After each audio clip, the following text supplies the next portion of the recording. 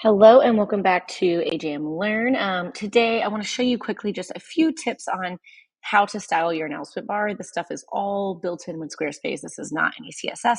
Next video I'll show you some cool CSS hacks. So I've enabled my announcement bar by going to Marketing, Announcement Bar, enabled it. Squarespace is glitching right now, so I apologize. I've tried to make this video like 4 times, but everything that you're going to show in your announcement bar will be here. So of course it will reflect here later. I'll back up and show you, but I'll pretend I want my phone number and my email.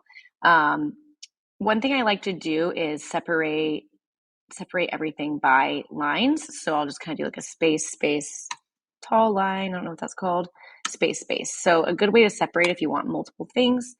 You can link the entire announcement bar here, but for the purpose of this being like a secondary navigation, I typically like to link each item. So you can highlight your phone number. I just copied it, go to link, click the gear, go to phone. So you'd want to go ahead and hyperlink that. And then same with the email. Go ahead and hyperlink that. So cool. Acting a little bit more as custom navigation or as like a secondary navigation. That makes total sense to do. One other cool thing I like to do, I've put this link in the post. You can't see it right now, but I like to copy and paste, do some like copy and paste icons just to make it feel a little bit more like navigation. So you can do arrows, you could do other forms of arrows, but I'll keep the arrows for now. Ideally, of course, I would hyperlink these two, but for the sake of time, we'll back out of here. Okay, so let me refresh and hopefully Squarespace cooperates. It does. Cool. So we have this announcement bar here.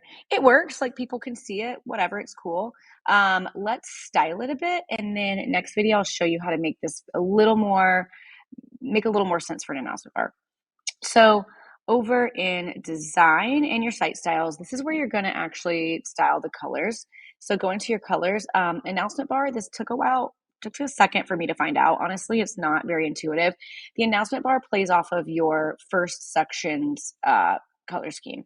So dark 1 is what my first section is. Then at that point, you can click on the announcement bar and it'll bring it up. So I could change the color here and I could change the text color. So pretty simple. To edit the font, gonna go back into site styles, fonts.